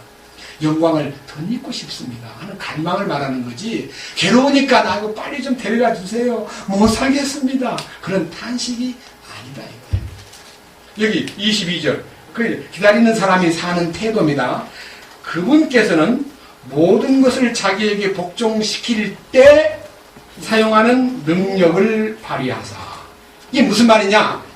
내 자신이 내 자신의 의로 살지 않고 전적으로 그분의 의에 의존하고 그분의 능력에 의존하고 그분에게 완전히 위탁된 나는, 주님의 능력이 생활 가운데 나타납니다. 이게 자기에게 전적으로 복종시키면요, 주님은 거기서 자기가 능력을 사용한다 그랬어요. 그게 그만이 아는 비밀이에요. 그만이 아는 기적이에요. 그만이 느끼는 감정이에요. 그만이 아는 의지예요. 그럼 주님이 필요에 따라 공급해 주시는 건 나도 배웠어요. 주님 감사합니다. 그 말이 결과가 뭡니까? 우리의 천한 몸을 변화시켜 자신의 영광스러운 몸과 같게 만드시리라. 일부는 땅에서 경험하는 거고요. 완전은 그분 만날 때 클라이막스입니다. 아멘. 맞죠? 예. 몸 안에서 그것이 나타나야 돼요. 삶 속에. 그래서 우리는요, 모든 것이 만에 하나요.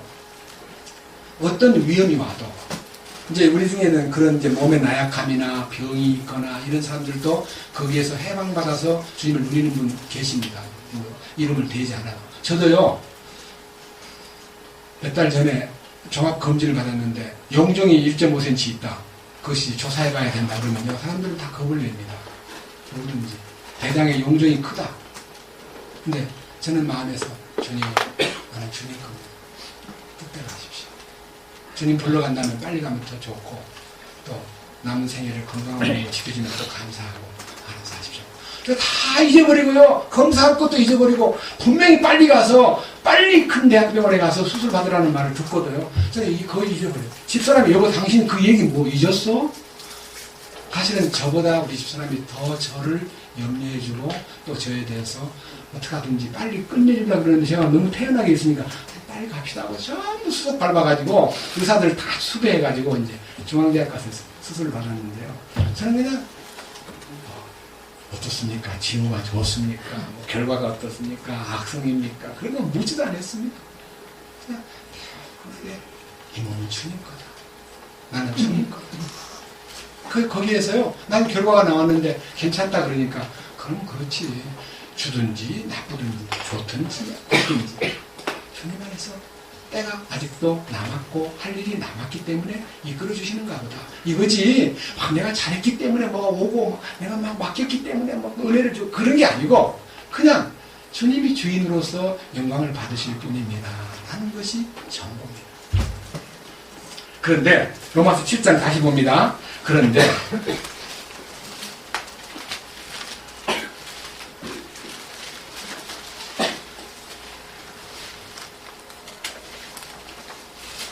참 이상한 것은요, 로마서 7장 8절입니다. 그러나 죄가 명령을 통해 기회를 타서 내 안에서 온갖 욕정을 이루었나니 이는 율법이 없으면 죄가 죽었기 때문이라. 전에 율법이 없을 때에는 내가 살아 있었으나 명령이 오면 죄가 되살아나고 나는 죽었도다. 여러분, 여기서 말하는 율법은 뭘 말합니까? 제사법을 말하는 것도 아니고요, 예? 범법을 말하는 것도 아니고 생활의 법, 도덕적인 법, 윤리, 정직, 깨끗함, 여러 가지 우리의 삶을 지배하는, 우리 자신이 죄에서 해방받았다는 것을 딱 느끼고 난 다음에요, 이상하게 더 강한 율법이 나타나는데 그 율법이 구약으로 말하는 율법을 적용시키지 말고 마태복음 5장에 6장에 있는 율법을 적용시켜야 돼요. 그것이 왕국의 헌법입니다. 자, 한 부분 한 부분 마태복음 5장에 있는 거 한번 적용해 봅시다. 자, 마태복음 5장 안에 있는 것만, 우선 너무 시간이 없으니까 5장 안에 있는 것만 보겠습니다.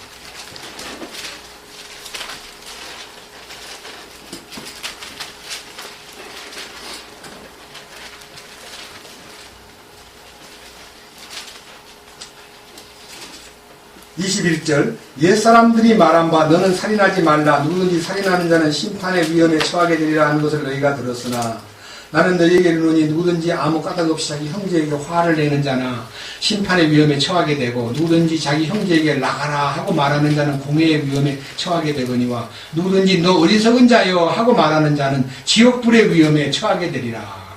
여기서 말하는 감정적인 조정을 못함으로써 형제들과 정신적으로 부딪혀가지고 사람을 죽이지는 않았지만은 미운 마음이 생기고, 그 사람을 무시하는 마음이 생기고, 그 사람을 약간 좀 모자란 사람으로 취급하는 마음이 생겼을 때에 오는 네 문제를 너는 어떻게 생각하느냐, 그 말입니다. 그 다음에 23절, 그러므로 네가 내 예물을 제단으로 가져오다가 거기서 내 형제가 너를 대적하는 일이 있음을 기억하거든. 내 예물을 제단 앞에 두고 내 길로 가서 먼저 내 형제와 화해하고 그 뒤에 와서 내 예물을 드리라. 문제는요, 내가 살다 보면 나는 고의적인 것이 아니었지만 어떤 실패로 인해서 원망 들을 일이 생기는 거예요. 예? 물질 거래든지 아니면 인간관계든지 어떤 인척관계든지 어떤 뭐 이 일로 인해 이해관계가 얽혀가지고요, 나는 떳떳한데 그 사람이 마음이 풀어지지 않아가지고 나를 원망하는 마음이 생길 수 있다 이거예요. 난 모르고 있다가 어느 날 누군가가 말해줌으로써 내가 그걸 알았다 그럽시다. 그럼 나는 그 문제를 제단 앞에 가서 하는 말은 십자가 앞에 나가기 전에, 십자가 앞에 나가서 해결됐다고, 나는 이제 끝났어, 나는 아무것도 이제는 뭐 거리낄 것이 없어, 그러지 말고 너가 그 부분에 대해서 그 형제와 얘기하고 대화를 통해서 풀어라. 우리는요, 아주 작은 부분까지 원망 들을 만한 일이, 한번 보세요. 23절요. 그러므로 네가 내 예물을 제단으로 가져오다가 거기서 내 형제가 너를 대적하는 일이 있음을 기억하거든. 대적한다는 말은요, 다른 개역 성경에는 원망하는 일이라고 그랬습니다. 원망. 문제 생긴다. 나를 공격할 수 있는 요건, 나에게 대해서 문제를 삼을 수 있는 문제가 내가 떠오를 때에 그거를 나는 책임 없다고 생각하고, 난 다 주님이 다 담당했다, 나는 아무 문제가 없다. 그러면 나는 혼자서 그냥 다 해결된 것처럼 하면 됩니다. 문제에 상대성이 있기 때문에 그에 대해서 진정으로 풀어라. 이게 이제 왕국 헌법의 윤리입니다. 그 다음 보십시오.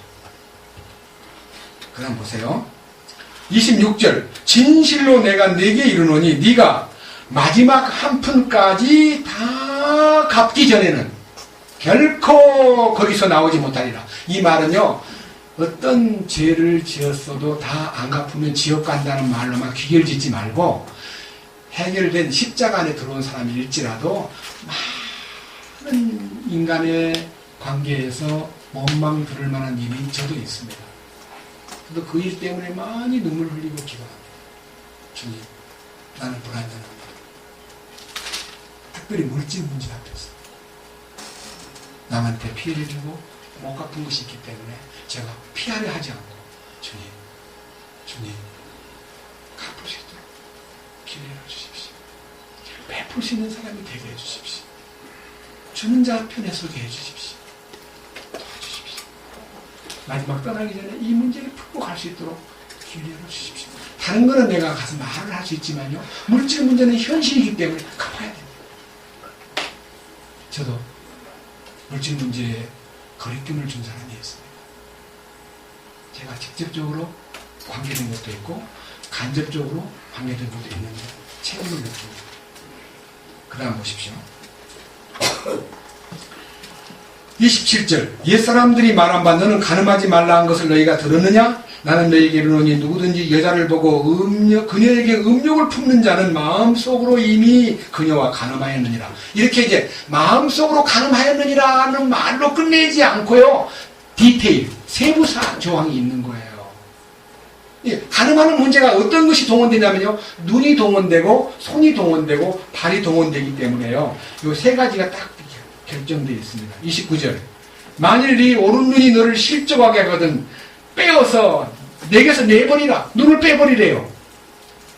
그러면 성경에 지금까지 여자 문제에 눈으로 지은 죄 때문에 눈을 뺨으로 해결됐다는 말이 어디 있습니까? 네? 눈을 뺐다는 말이 어디 있냐고. 또 밑에 보면요, 30절. 만일 네 오른손이 너를 실족하게 하거든 그것을 찍어서 내게서 내버리라. 내 지체 중에 하나가 없어지고 내 온몸이 지옥에 던져지지 않는 것이 내게 유익하니라. 손이 죄를 지었다고 손을 잘라버린 것이 해결이냐 이거죠. 이 말이 뭔 말입니까?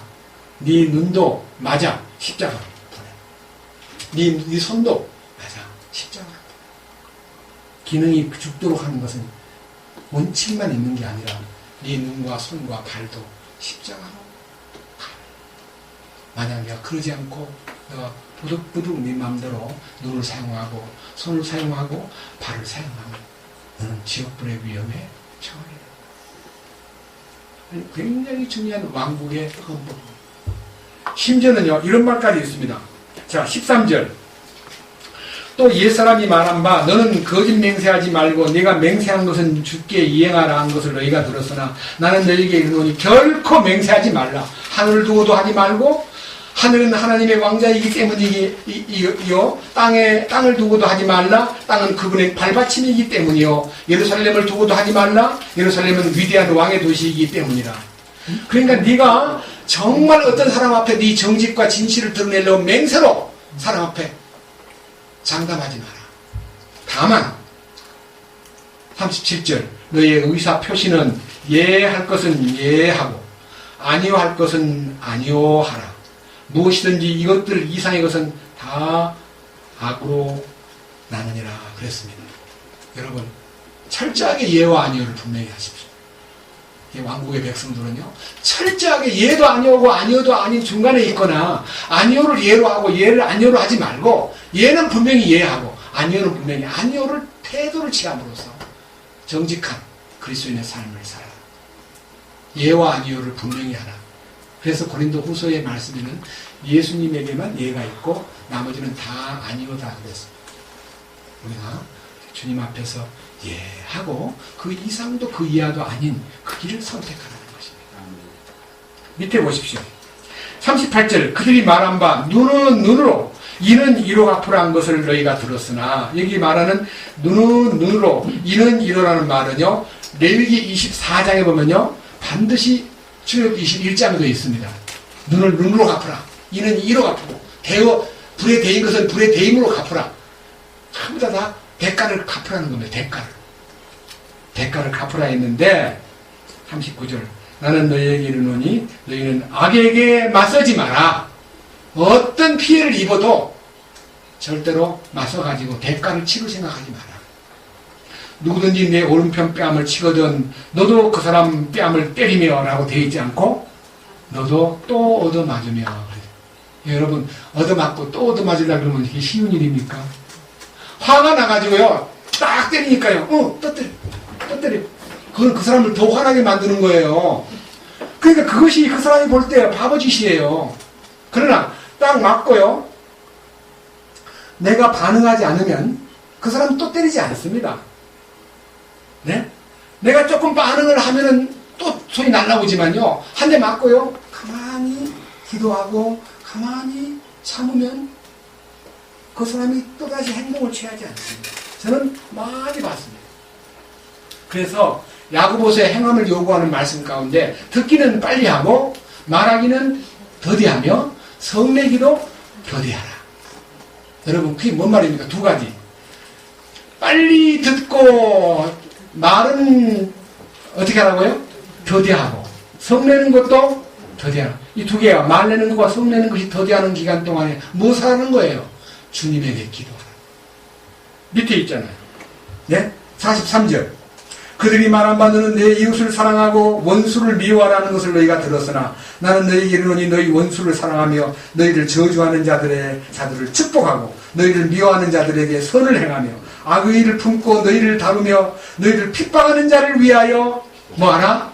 기도하라. 이 기도는요 주님이 하시는 거예요. 속에서 나는 안 됩니다. 이건 자기 하다니까 안 되는 거죠. 왜 자기가 기도하려고 그래요? 기도는 영어로 하라 그랬잖아요. 주와 합하는 자는 한 영이니라. 여러분 그 말씀 기억하죠? 주와 합하는 자는 한 영이니라. 여러분 주님이 내 안에서 나를 기도하게 하시는 거예요. 주님의 놀라운 생명력을 찬양합니다. 주님을 따르겠습니다. 주님의 의를 쫓겠습니다. 그럴 때요 그 주님이 역사하시는 거예요. 그것이 우리 삶이에요.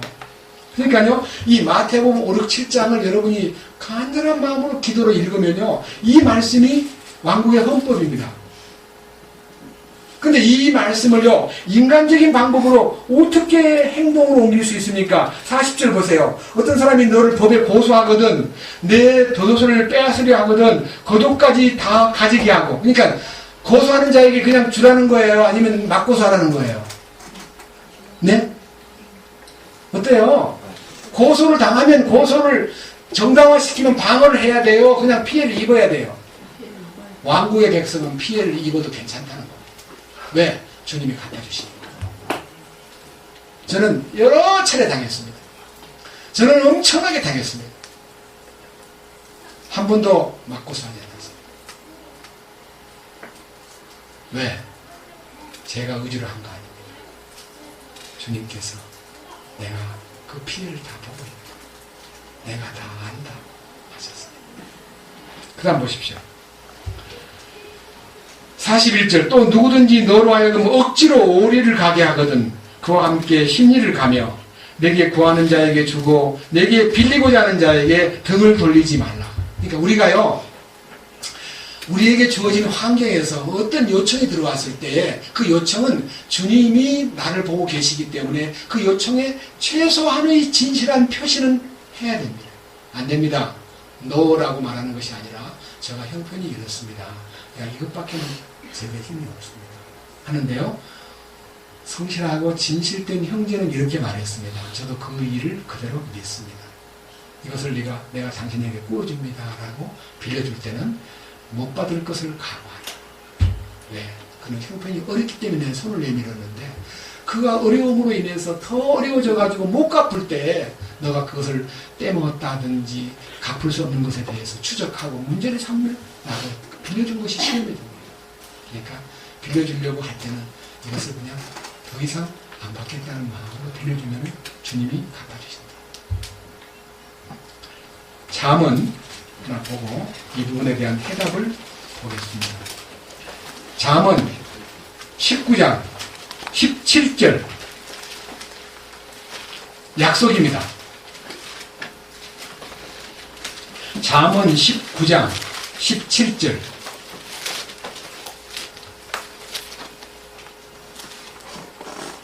같이 보겠습니다. 다 같이 가난한 자를 불쌍히 여기는 자는 주께 빌려주기나니 그가 베푼 것을 그분께서 그에게 다시 갚아주시리라. 믿습니까? 네. 주님이 갚아준대요. 그러니까 우리가 할 일이 뭐냐? 주님이 주인이라는 것을 믿어야 됩니다. 저는요, 이 로마서 7장에 나타나 있는 이 삶의 현장에서 내가 적용되지 못한 선에 대한 요구를 따라가지 못함으로써 죄 안 짓는 것만 갖고 이 최선을 다하는 거 아닙니다. 죄 안 짓는 것, 난 죄 안 지을 수 있다 하는 것만으로 믿음이 아니라 주님이 원하는 의의 도구로 사용돼가지고 나타나는 왜 원하는 바 선을 행하지 않고 원치 않는 악을 행하냐. 이게 왜 이러지? 이 부담이 로마서 7장이에요. 이걸 여러분들이 진심으로 정말 주님이 원하는 이 삶이 나타나야 되는데 당하면 하리라가 아닙니다. 마태복음 5, 6, 7장에 있는 왕국의 헌법을 당하면 내가 얻어맞으면 내가 참고 내가 억지로 오리를 가져고 할 때는 심리를 같이 가지고 내한테 고소를 당하면 내가 다 손해를 보고 그게 당하면 하리라 근데 안 당하면 안 하는 거 아니에요? 그잖아요. 주님이 나타나기를 원하는 갈망이 로마서 7장이에요. 주님의 선을 나타내고 싶은데 이 속에 내가 또 하나의 내게 처리되었다고 말하는 악이 잔존하고 있구나. 여기에 대한 자기 죄성에 대한 이 깊은 내막을 간파한 후에요. 너무너무 안타까워서 죄 안 짓는 것으로의 소극적인 방어가 아니라 죄를 떠나서 의를 행하고 주님을 나타내는 적극적 삶에 대한 갈등이 로마서 7장이지 죄 안 짓려고 애쓰다가 막 자꾸 죄가 지어지니까 괴롭다가 아니라 죄 안 짓고 짓고는 다음이고 왜 주님이 안 나타나느냐 삶 속에 십자가에 내가 죽었다면 주님이 나타나야 되는데 나타남이 없는 이 삶이 왜 그러냐. 그래서 그 제한된 이 육신의 연약함을요 그가 탄식하는 절규가 오호라 나는 공고한 사람이로다. 이 사망의 어디에서? 몸에서. 이것이 참으로 약해 터져가지고 이게 참으로 무능하고 참으로 존재가 말이 아니구나. 여기서 무엇이 나타날까? 왜 이렇게 안 될까? 하는 그 절규가 막 솟구치다가 갑자기요 막 절망이라는 것은요 올라가는 거 아닙니다. 내려가는 거예요. 내려가는 거. 절망은 죽음의 경지로 내려가는 거예요. 막 미끄러지다가요 갑자기 딱 소망이 보이는 거예요. 주여 알았습니다. 그게 이제 로마서 7장 25절 마지막 절에서 턴이 딱 터닝 포인트가 이루어지면서 로마서 7장 다시 봅시다. 24절에서는요, 비참한 자기, 이 사망의 몸에서 하는 말로 나올 수 없는 연약함에 쌓여있는 이 몸을 안타까워가지고, 야, 주님을 나타내는 이 몸이 왜 이 모양이냐? 왜 이 정도밖에 안 되냐? 하는 절규를 하다가 25절에서 오 주님 감사합니다. 갑자기 감사가 나타나는 거예요. 왜 감사가 나타나냐? 서광이 비친 겁니다. 오 주님 감사합니다. 주님 감사합니다. 알았습니다. 내가 생각으로는 하나님의 법을 섬기고 있지만 이 생각이 뭐예요? 혼이잖아, 혼. 아, 내 혼 속에서는 하나님의 법을 사모하는 마음이 있는데 이 육신이라는 것이 죄의 법을 섬기고 있군요. 아직도 제 아래 매여 있군요. 아직도 이것이 노예의 근성과 환경에서 벗어나지 못하고 있군요. 이 이중적 자아를 인정하는 것이 해방받는 길입니다.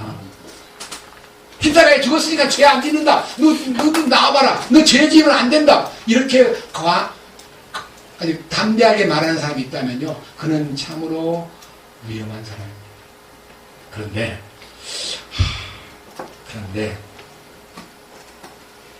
8장 1절 그러므로 이제 그리스도 예수님 안에 있는 자들에게는 그 말은요, 하나님의 법에 연결돼 가지고 십자가의 도에 머물러 있는 사람에게는 결코 정죄함이 없나니 이는 그들은 육신을 따라 걷지 아니하고 성령을 따라 걷느니라. 할 일이 뭐냐? 이 육체의 요구를 따라 걷지만 않으면 되는 거예요. 육체가 요구하는 것을 따라가면 안 돼요. 이게 요구하는 대로 나서는 걸 참 좋아하고요. 성질이 급해요. 육체의 성격은 성질이 급하고 욕심이 많고 까다롭고 아주 변덕쟁이고요. 아주 말로 다 못하려 악질입니다. 이걸 따라가지 말라는 거예요. 그러면 2절 그러면 이는 예수 그리스도 안에 있는 생명의 성령의 법이 죄와 사망의 법에서 나를 해방시켰기 때문이다. 해방시켰기 때문이라는 말은 시제가 과거 시제입니다. 그 말은요, 로마서 6장에 이미 난 죽었다. 그럼 죽었다는 게 뭐가 죽었다는 거냐? 내 모든 의지와 모든 사상과 모든 감정과 내 모든 주장이 죽었는데 아직도 이 몸이 일체가 성령의 일체가 안 돼가지고 이렇게 비정상적인 삶을 살아내는 것이 너무 안타까운데 이거 숙제예요. 이게 뭐야? 왜 이래? 왜 이렇게 안 돼? 하는 것을 더 이상 거기에 끌려가서는 안 된다. 3절을 보라. 그 말. 더 이상 끌려가지 말고 다 같이요. 읽겠습니다. 율법이 육신으로 말미암아 연약하여 능히 하지 못하는 것을 하나님께서는 하셨나니 됐습니다. 자, 원인이 있구나. 이게 나서지 말라는 뜻입니다. 이 육신이 나서면 안 되는구나.